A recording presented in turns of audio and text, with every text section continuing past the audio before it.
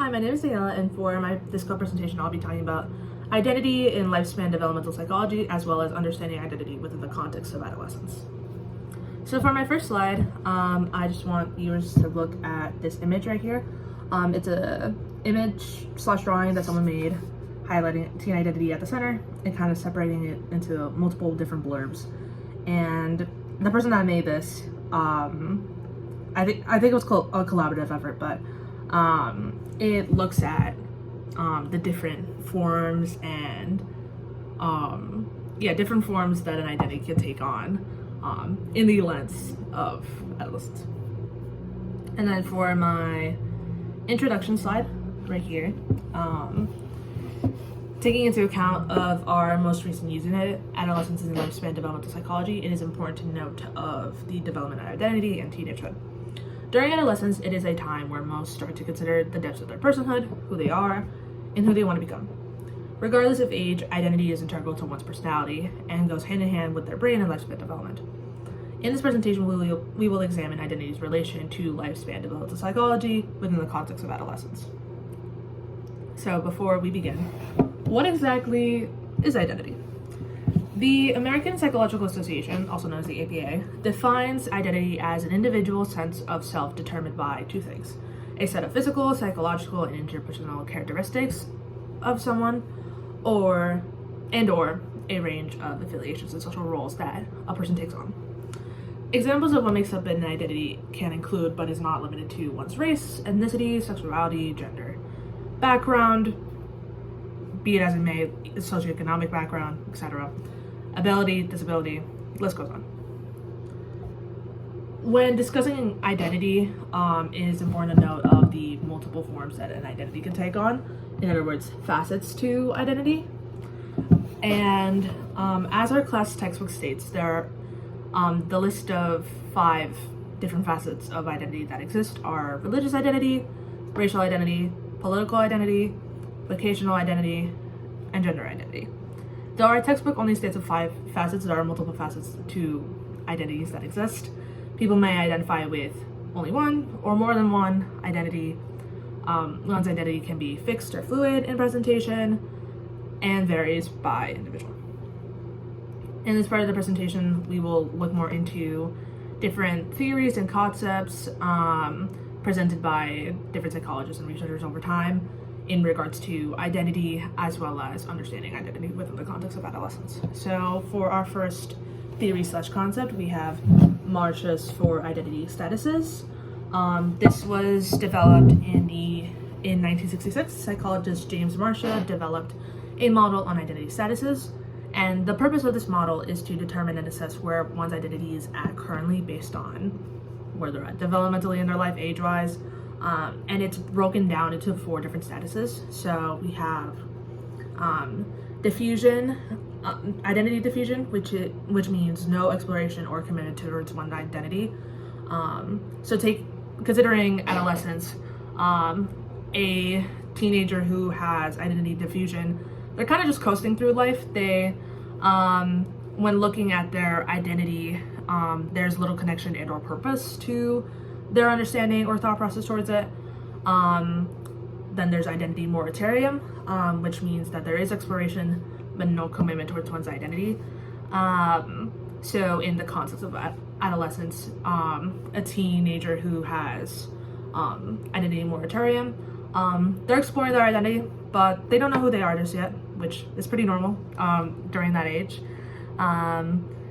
This could either be based on indecisiveness, anxiety around figuring out like, who am I, or it can honestly just be experimenting. I think it's very common for teenagers to take on different phases, look at what's trending, etc. and so on. The third identity status is identity foreclosure, which means that there is no exploration, but there does exist commitment towards one identity. So what that would look like in adolescence is a teenager committing to an identity, saying like, oh yeah, this is who I am, without really exploring or understanding the world around them and how that may affect their identity. This can be due to parental influence. Maybe the parent of the teenager has taught them a certain way of living or a certain way of, I guess, existing, for lack of better words. And there's overbearingness there. That can take on multiple different forms. And then the fourth identity status that exists according to Marcia is identity achievement, which means that there is exploration and commitment towards one's identity. So within the context of adolescence, we could see a teenager exploring and committing to their identity. They have figured out kind of who they are at that given time, but are not rushing into it. They've taken the time to, I guess, deeply consider it, if that makes sense. And then Marsh's model as a whole also describes each identity status by looking at one's commitment towards their identity developmentally and whether it is active or passive, which is broken down into this chart right here. It's broken down into two different rows. Commitment to one's identity and commitment towards exploration of one's identity. So there's multiple different forms that this can take on, right? Like a teenager's commitment to their identity can be absent, but can be fluid in the sense of it might be absent and diffusive, absent and consisting of moratorium, or present and diffusive, present and foreclosure. The list goes on. Our second theory is Erikson's theory of identity and role confusion.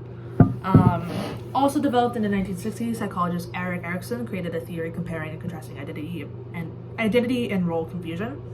The purpose of Erikson's theory was to understand confusion and experimentation regarding identity and one's life path, understanding moratorium, which was kind of discussed with Marcia's theory.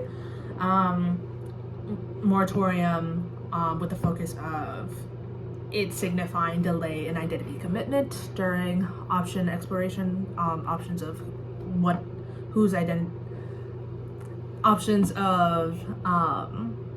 where one's identity is at, what it is, etc. And understanding the kind of identity formation timeline.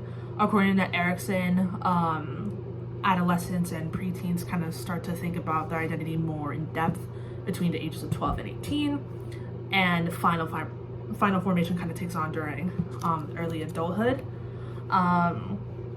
With Erikson's theory, we can kind of apply to things we've learned in class such as like adolescent egocentrism, that special focus and mindset of like everything's about me. I feel like the world's gonna end when you're a teenager. The third theory that we will be looking at is Finney's theory on ethnic identity formation. During the 1990s, psychologist Jean S. Finney created a theory on ethnic identity formation.